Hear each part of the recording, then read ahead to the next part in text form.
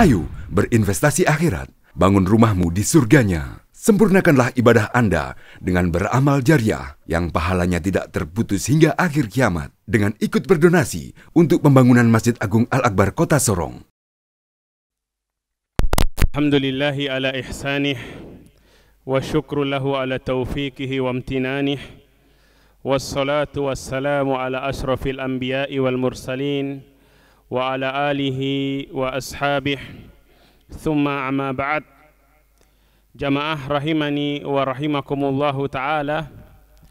Alhamdulillah, di malam hari ini kita bisa kembali berkumpul di majelis ilmu di salah satu rumah di antara rumah-rumah Allah Subhanahu wa ta'ala yang merupakan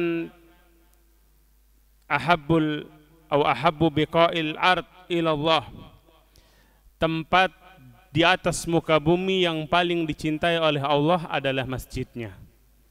Maka kita bersyukur kepada Allah atas nikmat yang agung ini.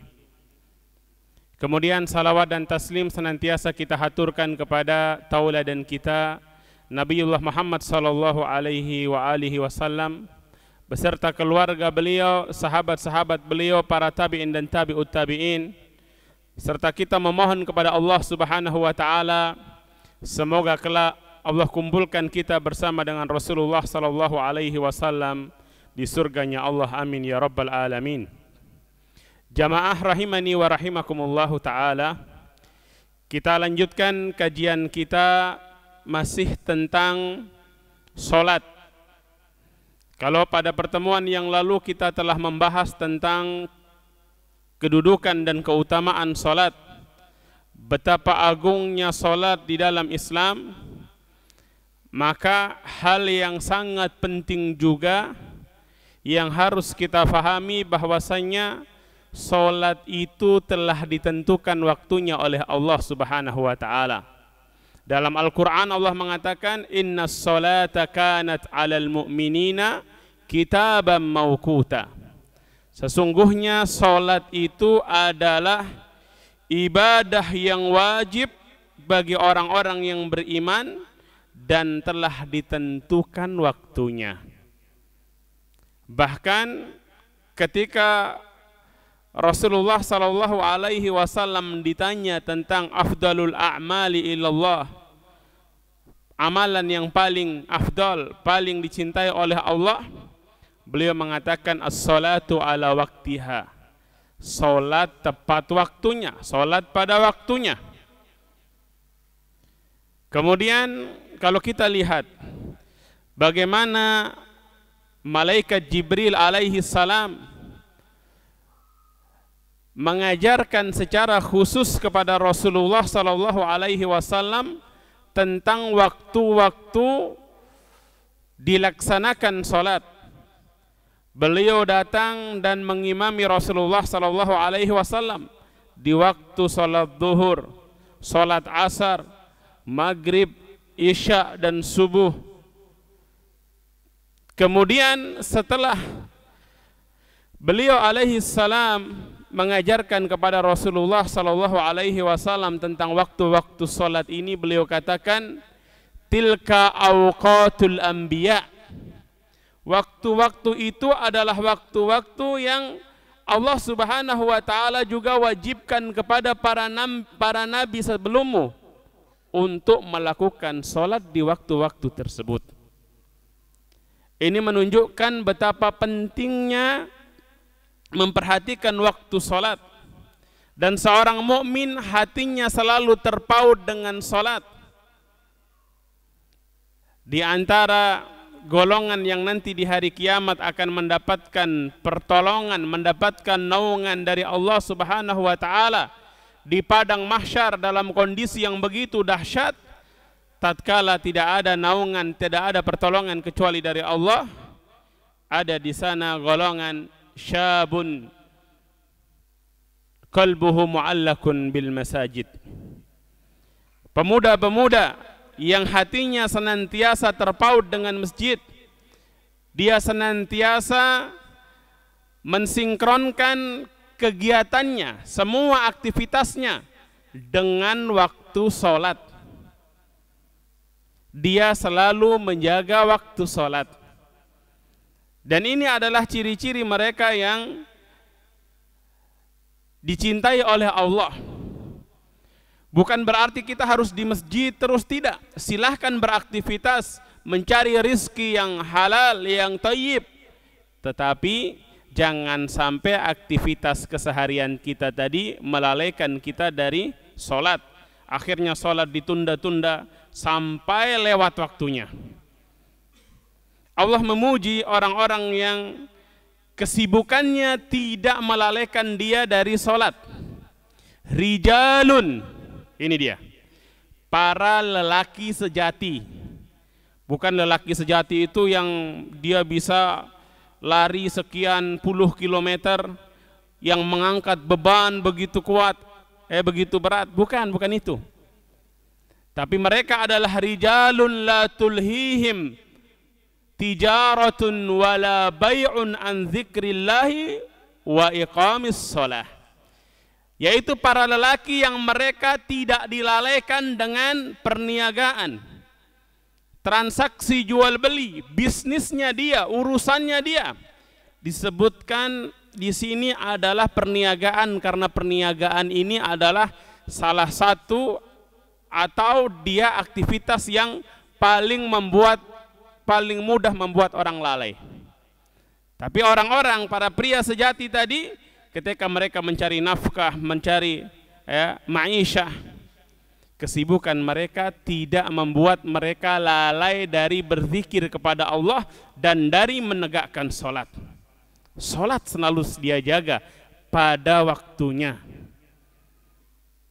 Sebaliknya, orang-orang yang dia selalu mengundur-undur waktu sholat, sudah tidak peduli dengan waktu sholat, ini adalah ciri atau tanda bahwasanya orang ini adalah orang yang buruk.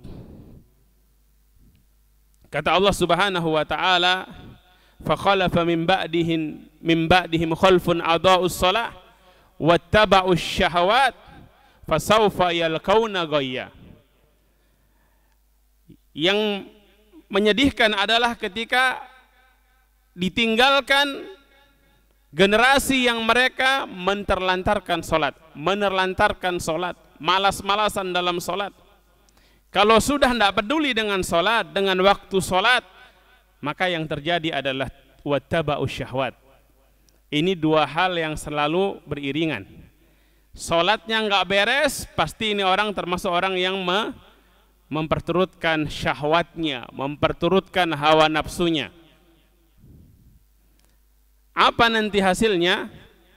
Mereka akan mendapatkan ghayya. Al-ghayya ini adalah sebuah lembah di neraka jahanam, waliyadzubillah. Kemudian Allah Subhanahu wa taala ketika menceritakan orang-orang atau ciri orang-orang munafik, cirinya apa? Mereka adalah orang-orang yang malas-malesan ketika sholat, Pak. Innal munafikin yukhadi'una Allah wa huwa khadi'uhum wa idza qamu ila sholati qamu kusala yura'una an-nas wa la yadhkuruna Allah illa qalila. Orang-orang munafik itu beranggapan mereka sedang menipu Allah. Karena mereka benci Islam, mereka tidak menyukai ajaran Islam, tidak suka sholat, tapi pura-pura seakan-akan dia menipu Allah dan menipu orang-orang yang beriman. Padahal diri mereka sendiri yang tertipu. Ketertipuan seperti apa lagi yang lebih buruk dibanding orang yang melakukan keburukan, lantas dia merasa dia sedang mengelabuhi orang lain. Dia yang dikelabuhi. Wa huwa khadi'uhum, dan di antara perangkap atau tipu daya yang Allah balaskan kepada mereka, nanti di akhirat mereka akan mendapatkan ganjaran yang sangat mengerikan. Mereka, apa kata Allah, idza qamu ila shalah qamu kusala. Kalau salat malas-malesan. Rasulullah Shallallahu Alaihi Wasallam menyebutkan secara khusus tentang gaya dan kebiasaannya orang-orang munafik, yaitu mereka selalu mengakhirkan sholat dari waktunya, entah apapun itu alasannya, pekerjaan, kegiatan apa segala macam, apalagi kalau main game, apalagi hal-hal yang tidak bermanfaat sampai membuat kita menterlantarkan waktu sholat. Orang-orang munafik, kata Rasulullah Sallallahu Alaihi Wasallam, yajlisu, mereka duduk menanti atau mengamati matahari, hatta idza kanat baina qarnai syaitan, kalau sudah matahari itu sudah mulai tinggi, sudah mulai menguning hampir kemerah-merahan, sudah mau maghrib, ya, mereka cepat-cepat sholat 4 rakaat dengan sangat cepat. Wala yadhkurunallaha fiha illa qalila, kata Rasulullah Sallallahu Alaihi Wasallam. Sholatnya seperti itu, mengakhirkan waktu sholat. Ini yang dilakukan oleh orang-orang munafik. Maka kita harus berhati-hati, jangan sampai kita ternyata punya kebiasaan yang seperti ini. Sholat itu Pak sudah ditentukan waktunya. Apalagi kalau sampai lewat waktu sholat. Waliya'udzubillah. Kata Rasulullah Sallallahu Alaihi Wasallam, man fatathu salatul asri ka'annama wutira ahluhu wa maluh. Orang yang dia terlewat waktu sholat asar tanpa uzur, sudah keluar dari waktu sholat asar, dia tidak sholat, maka apa kata Rasulullah? Seakan-akan orang ini telah kehilangan seluruh anggota keluarga dan hartanya.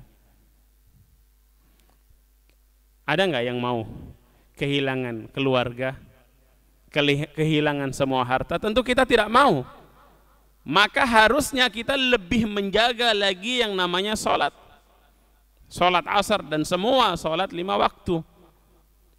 Karena orang yang telah melewatkan waktu sholat, maka seakan-akan dia telah kehilangan semua anggota keluarganya dan semua harta bendanya. Waliya'udzubillah. Oleh karena itu, saudaraku rahimani wa rahimakumullahu ta'ala, mari kita senantiasa introspeksi diri. Jangan sampai kita termasuk golongan orang-orang yang menyia-nyiakan sholat. Sholat sudah ditetapkan waktunya. Kemudian yang berikutnya, perkara yang juga sangat penting dan tak kalah penting dari apa yang telah kita bahas adalah tentang sholat berjamaah bagi kaum laki-laki. Berjamaah di mana? Berjamaah di masjid. Ya, berjamaah di masjid. Corona alhamdulillah sudah lewat. Ya, kita nggak bahas corona lagi. Kalau kemarin corona itu kondisi yang berbeda. Ya. Kembali normal alhamdulillah. Kita memuji Allah Subhanahu wa taala.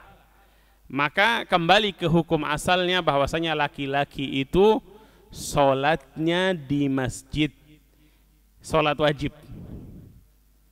Sholat wajibnya di masjid. Bahkan Rasulullah Sallallahu Alaihi Wasallam ketika ditanya oleh Ibnu Ummi Maktum dan juga diriwayatkan seorang sahabat yang lainnya yang buta, ya. Ibnu Ummi Maktum bahkan secara khusus mengatakan, ya Rasulullah, inna fil Madinah siba. Di Madinah itu kan banyak binatang buas dulu. Sekarang enggak. Sekarang yang banyak mall, ya kan. Kalau dulu banyak binatang buas. Ya, banyak binatang-binatang melata yang berbisa.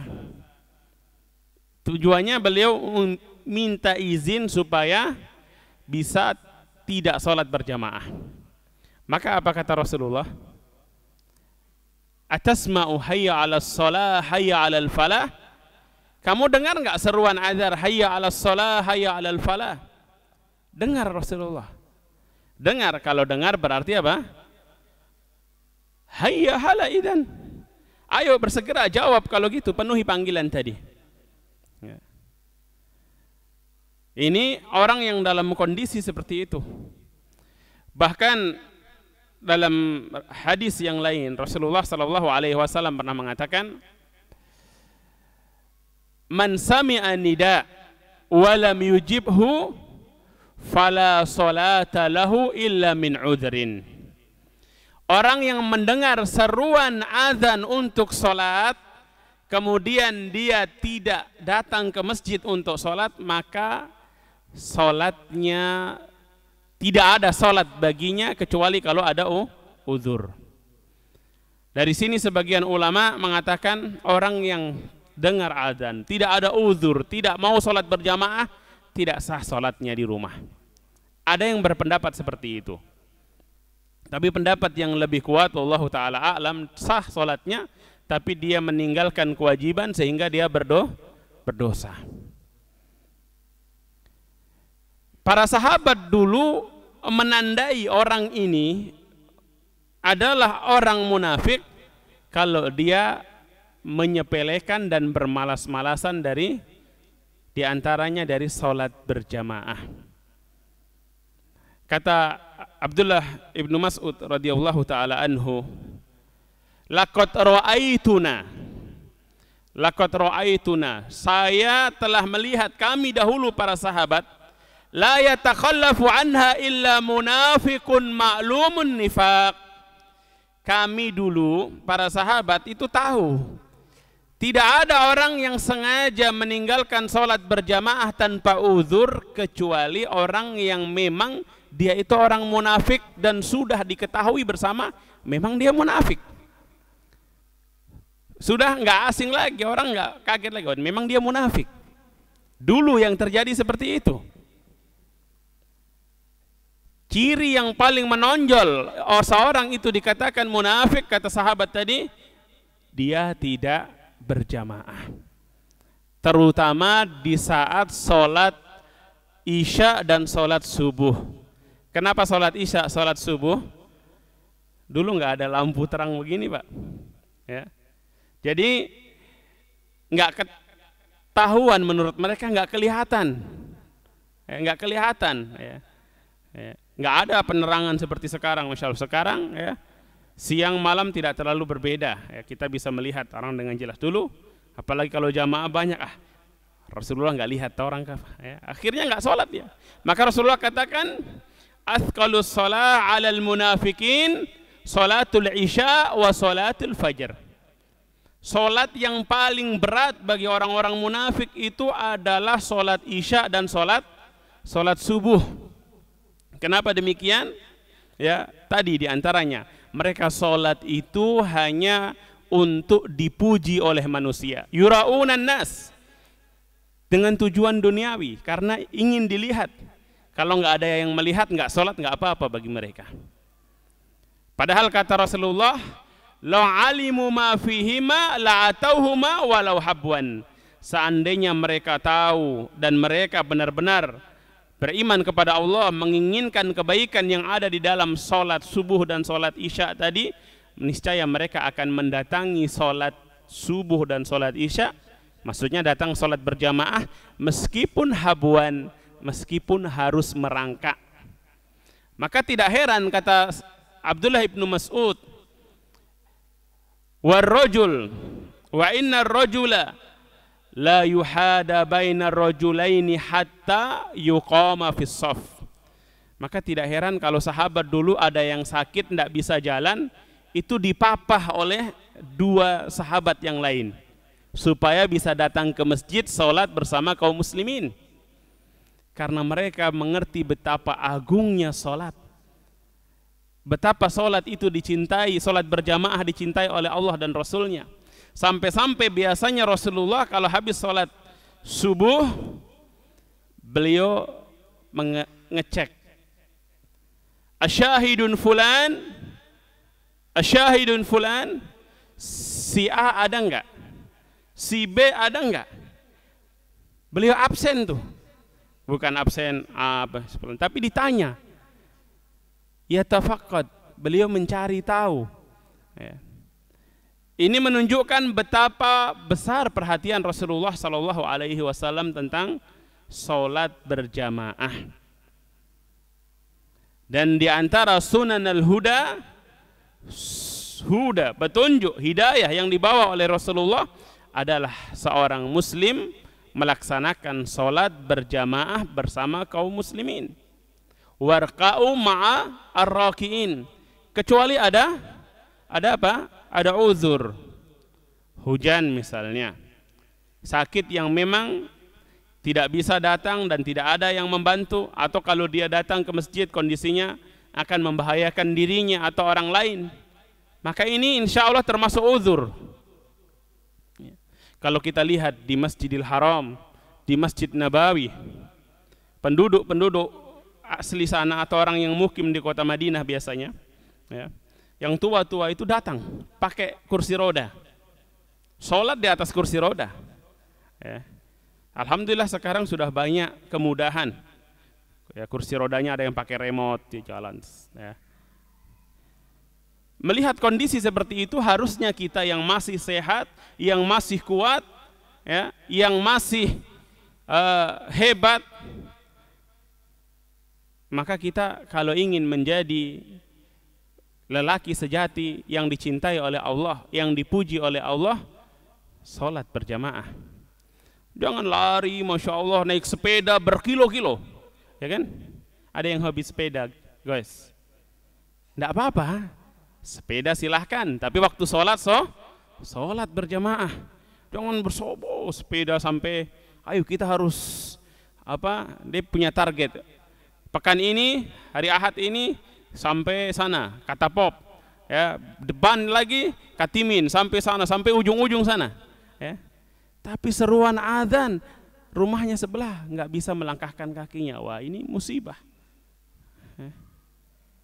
Lari pagi sore olahraga, Masya Allah, ya, tapi seruan azan seakan-akan tidak, ya, dia dengar. Maka ini harus diperbaiki. Kata Syekh Abdul Razak bin Abdul Muhsin Al-Badr hafidhahumullahu ta'ala, beliau mengisahkan cerita seorang orang tua yang notabene orang tua tadi bukan seorang alim, orang awam, tapi dia begitu paham tentang solat, dia cinta solat. Dia mengeluhkan kondisi sebagian pemuda yang mereka bermalas-malasan menghadiri solat berjamaah. Sebagian, tidak semua, karena alhamdulillah kita lihat masih banyak pemuda-pemuda yang hadir solat berjamaah. Ya, mudah-mudahan kita termasuk orang-orang yang menjaga dan mendirikan solat berjamaah. Kata beliau, yang jadi masalah bukanlah jisimnya, bukanlah badannya, tetapi hatinya. Ketika hatinya tidak mengagungkan solat berjamaah, maka seseorang bermalas-malasan datang ke masjid. Padahal solat berjamaah ini adalah termasuk sarana untuk mendapatkan kemuliaan yang sangat besar di sisi Allah. Bahkan Rasulullah menyebutkan dalam hadis yang diriwayatkan oleh Imam Bukhari dan Imam Muslim, sebagiannya diriwayatkan oleh Imam Muslim, beliau mengatakan, ala adullukum ala ma yamhullahu bihi al-khataya wa yarfa'u bihi darajat. Maukah kalian aku tunjukkan suatu amalan yang dengan amalan tersebut Allah menghapuskan dosa-dosa dan mengangkat derajat seorang hamba. Kata para sahabat, bala ya Rasul, tentu kami mau ya Rasulullah. Maka apa kata Rasulullah? Isbagul wudu indal makarih. Sempurnakan wudu ketika kondisi yang kita tidak nyaman, tidak senang. Pas musim dingin, bukan lagi sakit. Kita bisa, ya, kita mampu wudu, tetapi dingin. Kita usahakan untuk wudunya, ya, sempurna, yang baik. Atau pas musim panas, air jadi panas. Kalau di Sorong enggak, ya. Kalau di kota Mekah, terutama Mekah, Madinah juga, ya. Tapi yang dulu beberapa kali saya dapati pas di Mekah. Kalau di Madinah kita mungkin karena airnya tidak terlalu ini, ya, dia kayak air hangat biasa. Tapi kalau di kota Mekah, di sebagian hotel, itu kita berwudu, kita buka keran, pas musim panas, airnya itu kurang lebih ya di atas 50 derajat. Ya. Atau 50-an lah, panas, berasa panas. Ya, tapi tidak membahayakan. Ya, tidak membahayakan, cuman kadang ya panas, tidak sampai bisa membuat orang ya, terkelupas, ya, membahayakan. Kondisi seperti ini kita wudu dengan baik, maka Allah angkat derajat kita, Allah hapuskan dosa-dosa kita. Kathratul khuta ilal masajid, perbanyak langkah ke masjid. Ya, maka diriwayatkan sebagian salaf itu kalau jalan ke masjid sengaja langkahnya itu dipendek-pendekin, Pak. Ya, kalau kita lah harus naik motor gas lagi, nah, gitu. Salaf dulu sengaja, bukan tidak boleh pakai motor, ya, bukan tidak boleh. Tapi mana yang lebih utama? Jalan kaki lebih utama kalau memungkinkan. Jalan kaki. Tapi kita di Indonesia ini kebiasaan selalu biar juga sebelah rumah kalau perlu naik motor. Karena kebanyakan naik motor. Padahal kalau di Madinah, di Mekah, kita biasa jalan kaki sampai berkilo-kilo. Ya, karena di sana kondisinya orang terbiasa jalan kaki. Ya, dahulu sebagian salaf ketika ada yang jalan kaki kemudian ditawarin, ayo kita mau dibonceng naik kendaraan, naik kuda atau naik ontanya. Dia memilih jalan kaki karena dia tahu itu lebih utama. Kemudian intidharus shalah ba'da shalah, menunggu sholat setelah melakukan sholat. Sholat maghrib kita tunggu sholat di masjid, bukan ngerumpi. Kita gunakan untuk membaca Al-Quran, untuk perbanyak zikir, salawat, duduk di majelis ilmu, dengarkan ceramah ilmu, bukan dengarkan gosip, ya. Apalagi di masjid ya sibuk nonton YouTube, nonton ini, apalagi ada musiknya segala macam. Ya jangan. Sibukkan dengan amal-amalan yang ya merupakan amal kebaikan, amal soleh. Ya. Maka itu bernilai pahala yang sangat besar di sisi Allah Subhanahu wa taala.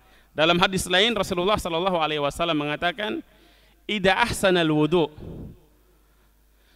thumma kharaja ilal masjid, wa lam yukhrijhu illa as-salah, lam yakhtu khutwatan illa rafa'allahu biha darajah wa hutta anhu khati'ah." Seseorang kalau dia dari rumah wudu, jadi wudunya di rumah lebih baik, Pak. Wudu dari rumah, wudu yang benar. Ke masjid niatnya memang mau sholat, bukan untuk hal yang lain. Setiap langkah, kata Rasulullah, diangkat derajat dan dihapuskan dosa. Maka semoga Allah Subhanahu wa taala menjadikan kita dan orang-orang yang kita cintai, terutama anak dan keluarga kita, termasuk orang-orang yang mendirikan salat karena Allah Subhanahu wa taala. Wallahu taala a'lam bis-shawab. Subhanakallahumma bihamdika asyhadu alla ilaha illa anta astaghfiruka wa atubu ilaik. Assalamualaikum warahmatullahi wabarakatuh. Ayo dukung media dakwah Masjid Agung Al-Akbar dengan ikut berdonasi pengadaan alat multimedia dan operasional dakwah. Usia boleh terputus, pahala jariah mengalir terus.